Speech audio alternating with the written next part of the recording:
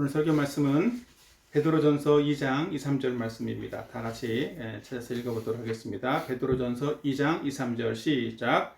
갓난아기들 같이 순전하고 신령한 것을 사모하라. 이는 그로 말미암아 너희로 구원에 이르도록 자라게 하려 함이라. 너희가 주의 인자하심을 맛보았으면 그리하라. 아멘. 오늘도 우리가 함께 모여서 예배할 수 있도록 인도하시는 하나님을 찬양합니다.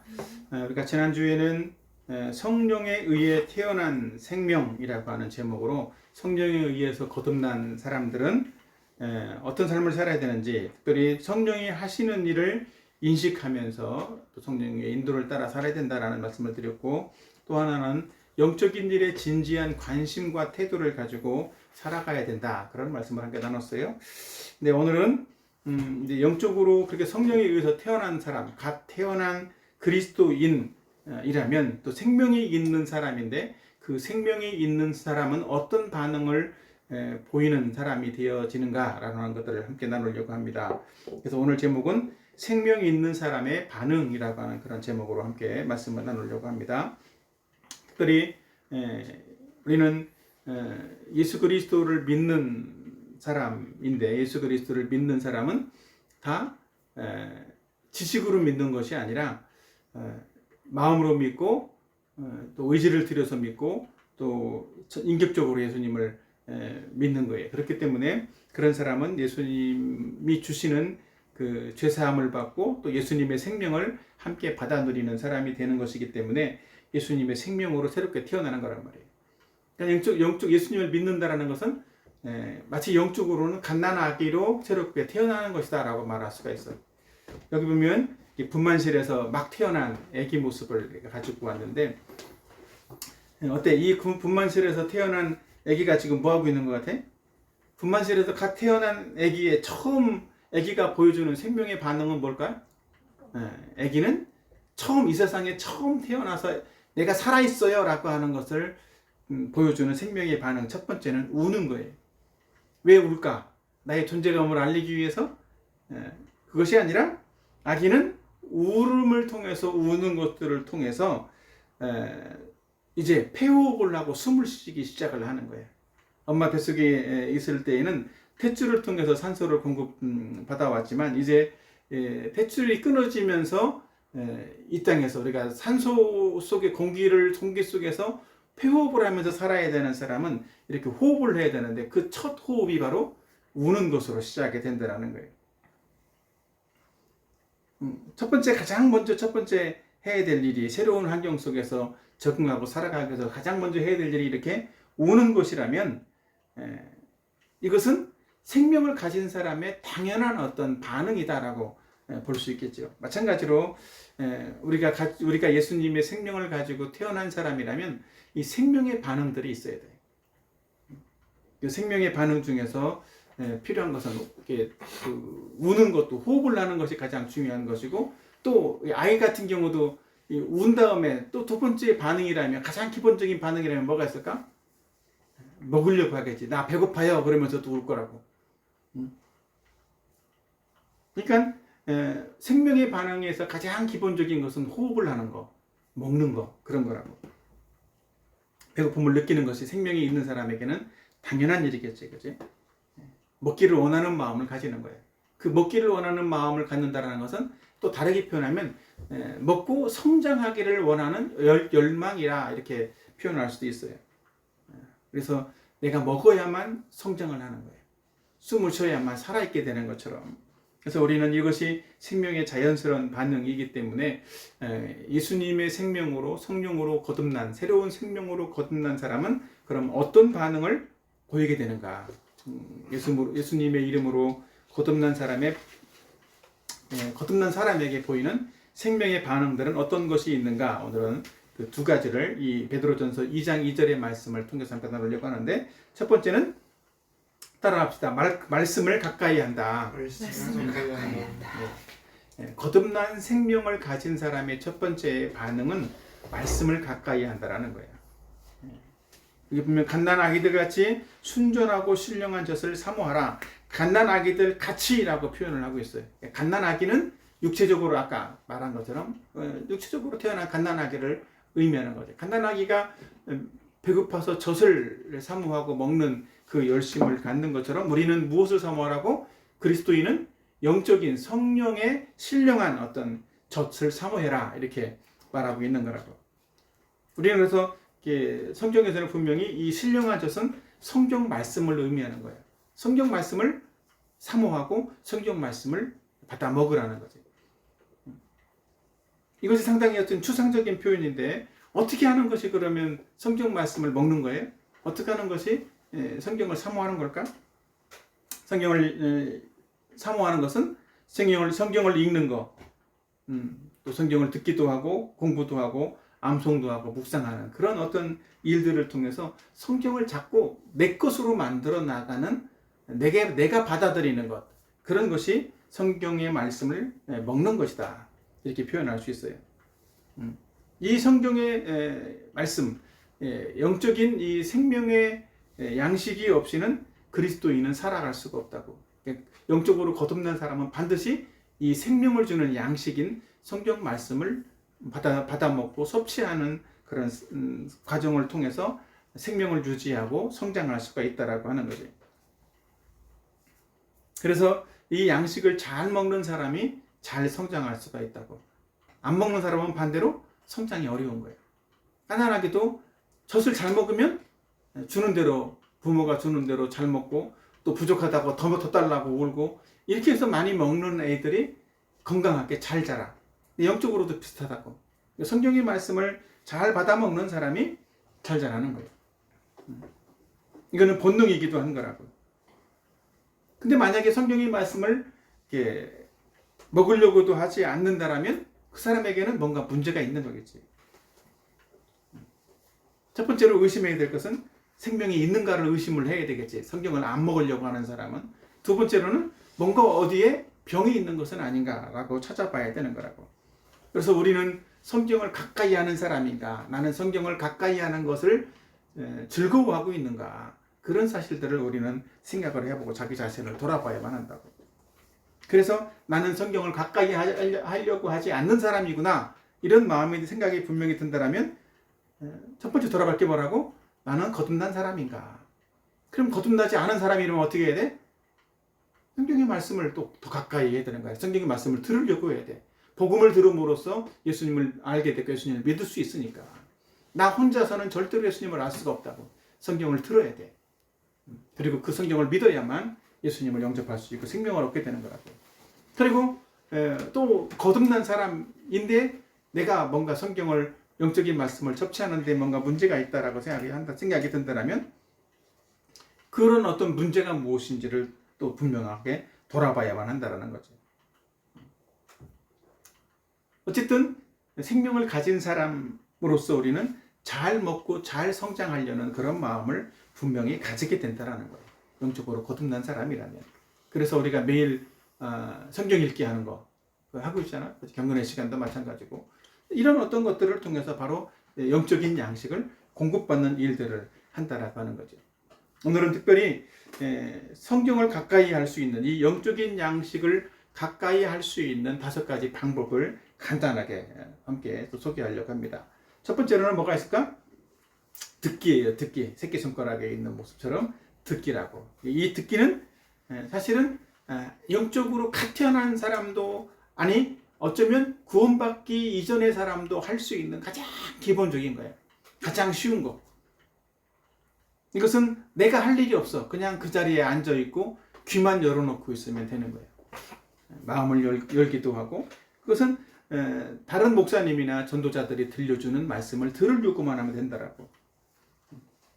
교회 와서 듣기만 하면 되기도 하고, 요즘은 어떤 사람들은 그 노트북을 통해서 이렇게 말씀들을 많이 찾아서 듣기도 하잖아요.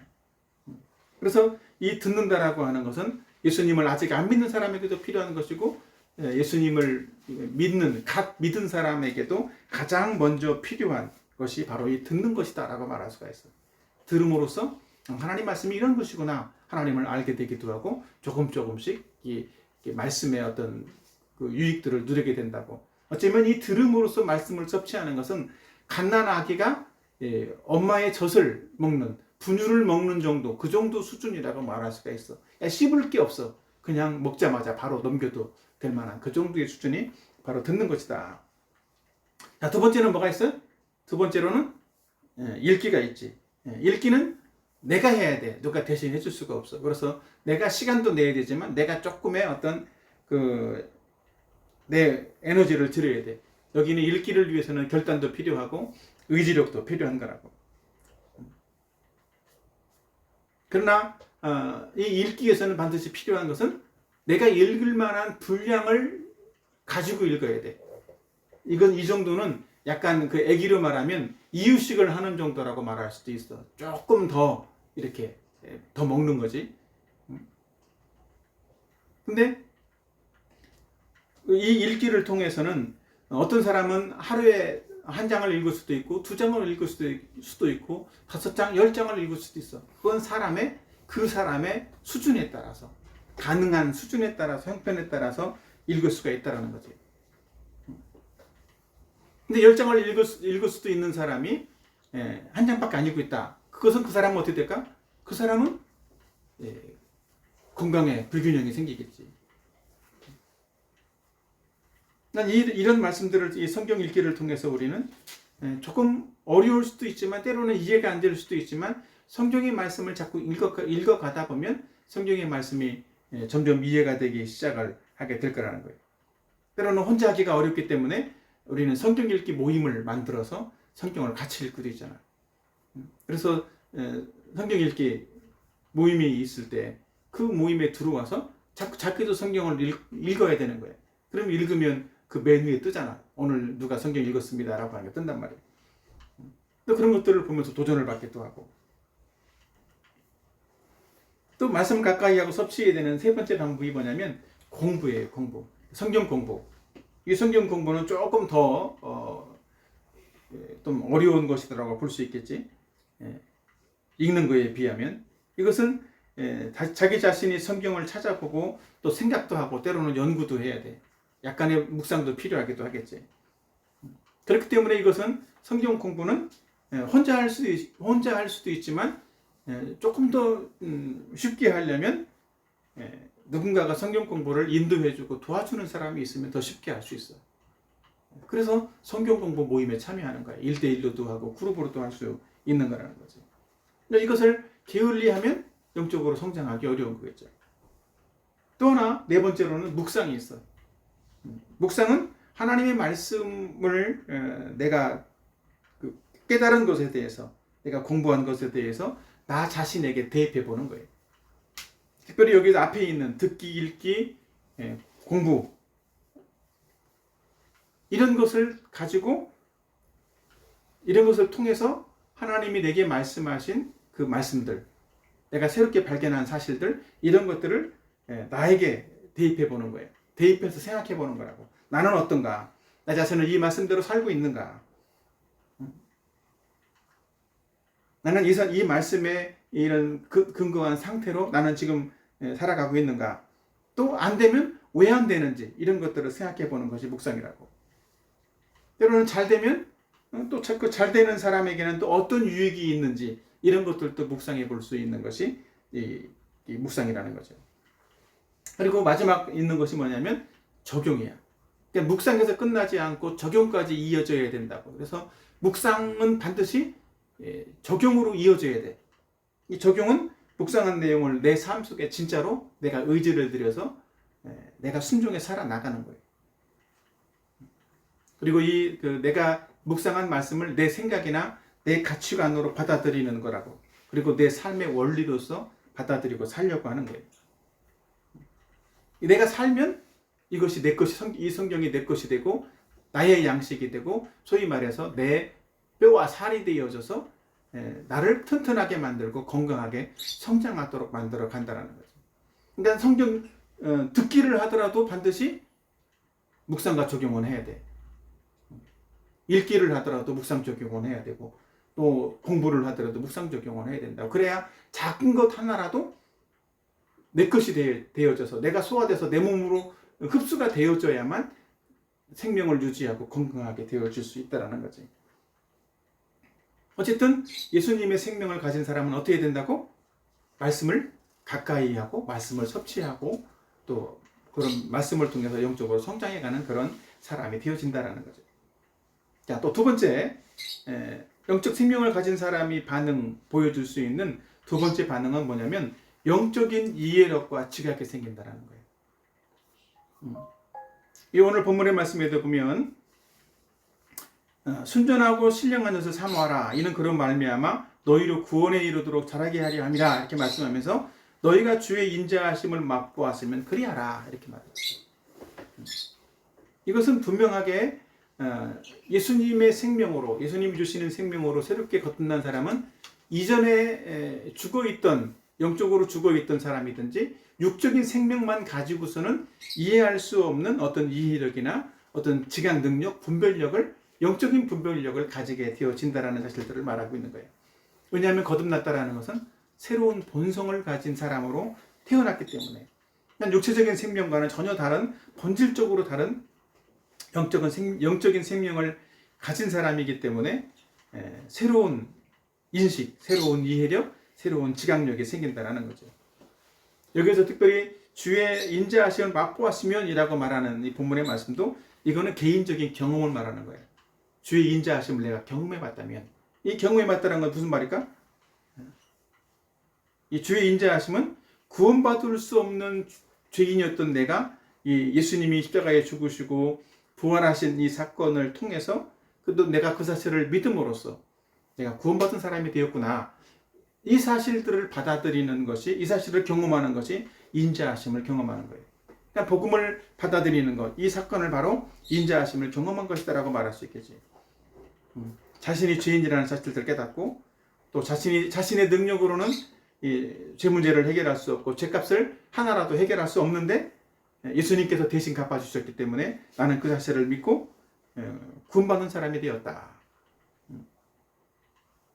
그래서 예수님의 십자가 구원이 얼마나 내게 큰 은혜이고 사랑인지를 알게 된 사람, 그걸 깨닫게 된 사람, 그래서 예수님의 은혜와 사랑을 받아들이고 예수님을 마음의 구세주와 주님으로 영접하고 받아들인 사람, 이것을 믿음이라고 말하는데 이 믿음을 가진 사람, 그런 사람이라면 반드시 새 생명을 가졌기 때문에 달라진 생각이 달라지고 또 이해력이 달라지고 분별력이 달라지기 시작을 한다라는 거예요.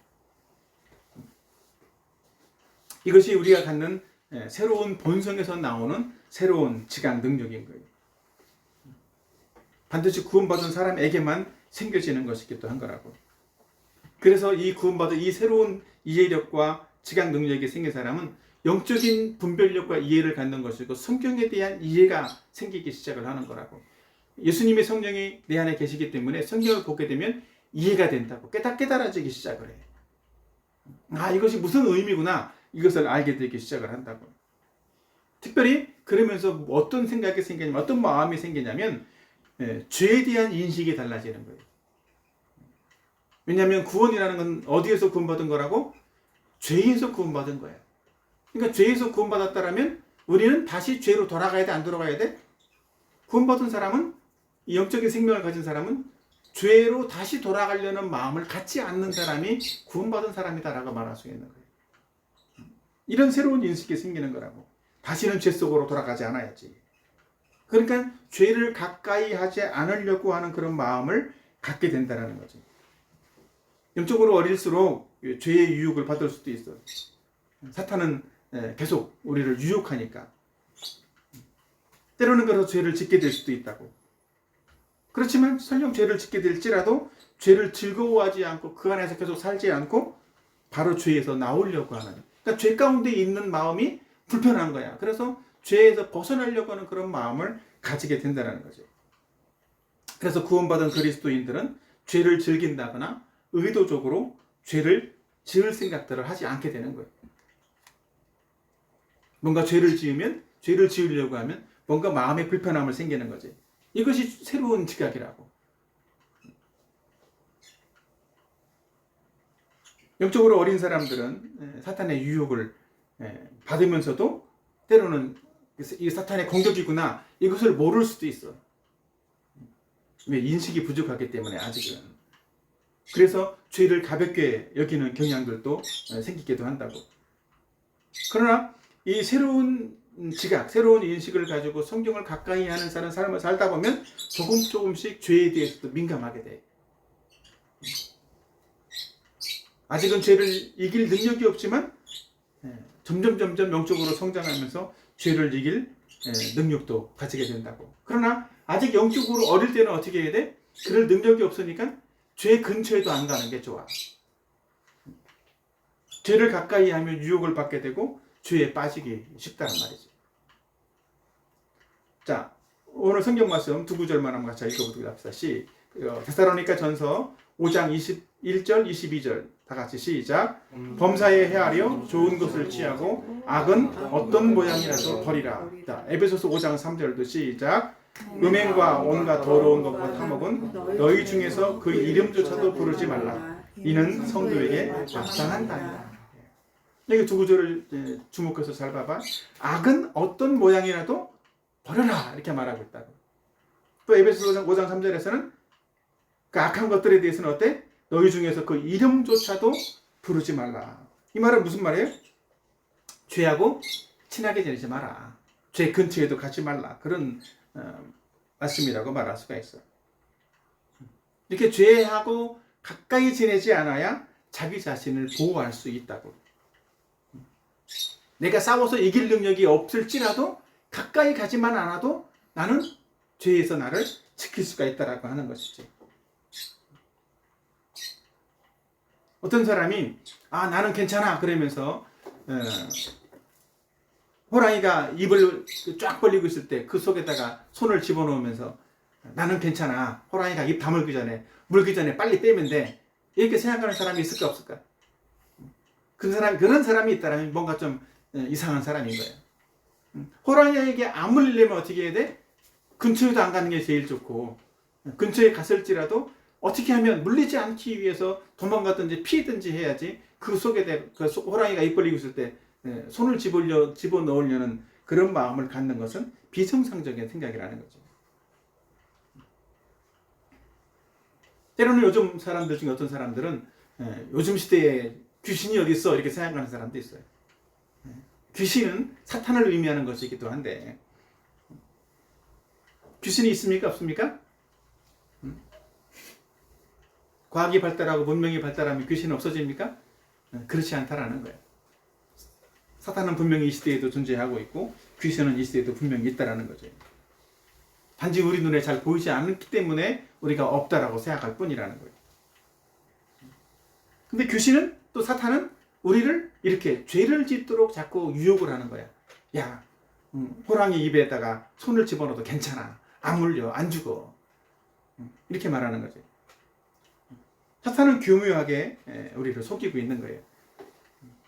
괜찮을지도 몰라 이렇게 생각하도록 만든다라는 거지.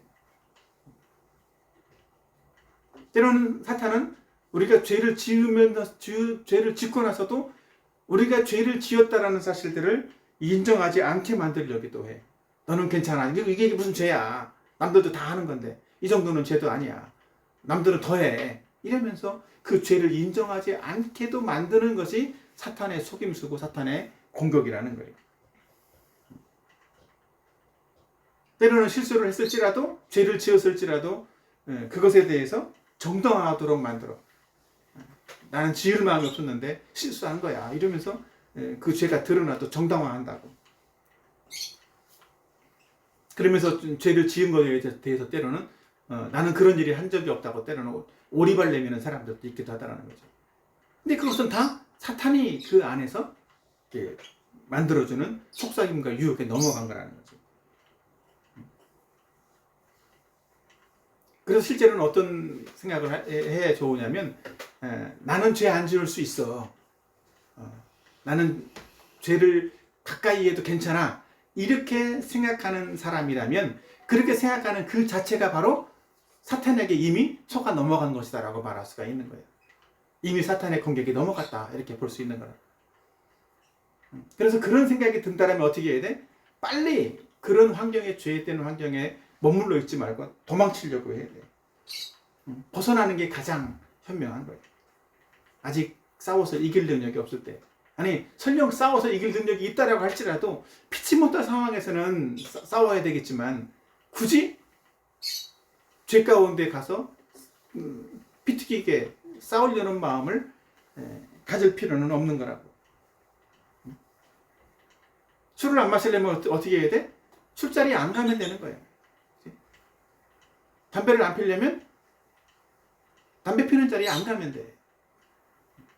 근데 자꾸 가니까 유혹을 받게 되고, 한 가지 정도는 괜찮아 이러면서 한 잔 정도는 받아도 돼, 뭐 이렇게 취하지만 않으면 되죠, 뭐 이런 식으로 교묘하게 유혹을 하는 거라고. 근데 한 잔 먹고 안 취할 사람이 있어요?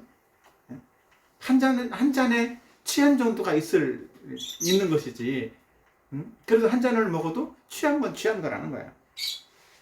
그 정도가 미미하다라고 볼 수는 있지만, 또 사람에 따라서 정도는 다를 수 있어요. 그럼 우리는 그런 유혹의 자리에 가지 않아야만 된다는 것이지. 마치 어린아이, 갓난아이는 바이러스에 취약하기 때문에 이렇게 잘 보호를 해주잖아. 더러운 곳에 있지 않도록 만들어주기도 하고. 그러니까 병원에 가면 신생아실에 두는 이유가 그런 거예요. 다른 사람 못 들어오게 하잖아. 왜? 바이러스에 취약해서 금방 병에 걸릴 수 있으니까. 영적인 어린아이도 마찬가지라는 거예요. 영적으로 사탄의 유혹을 받는 일에 취약한 사람이 바로 영적으로 어린 사람들이에요. 죄의 유혹을 받을 수도 있고, 유혹을 받으면서도 그 유혹 받았는지도 모르고, 또 죄를 지었으면서도 그 죄를 지은지도 몰라. 그런 경우들이 많더라. 그래서 우리 거듭난 사람들은 이 분명하게 오늘 본문에 말씀하고 있는 것처럼 영적인 어떤 그 은혜를 받았고, 또 하나님의 젖을 사모함으로써 이 영적으로 성장하고 있는 그런 사람이 있다라는 바로 이 증거는 내가 새로운 이해력과 새로운 지각을 가진 새로운 생명을 가진 사람이라는 것을 증명해주고 보여주는 거예요. 새로운 생명이 없으면 새로운 영적인 이해력과 죄를 인식하는 인식이나 분별력이 생길 수가 없다고. 일반적인 이해력, 우리가 학문을 이해하는 이해력과 성경을 이해하는 이해력은 좀 다르더라고. 성경을 이해할 수 있는 이해력이 생겼다, 성경이 깨달아진다 라면 뭔가 성령께서 지금 내 안에 그런 일들을 이루어 주신 것이고 새로운 생명이 있는 사람이다라고 말할 수가 있을 거예요. 우리는 이런 새로운 이 이해력, 또 지각 능력을 가지고 더 영적으로 성장해서 죄도 이기고 하나님의 사용하시는 그런 사람으로, 하나님이 기뻐하는 사람으로 성장할 수 있는 그런 사람이 되었으면 좋겠어요.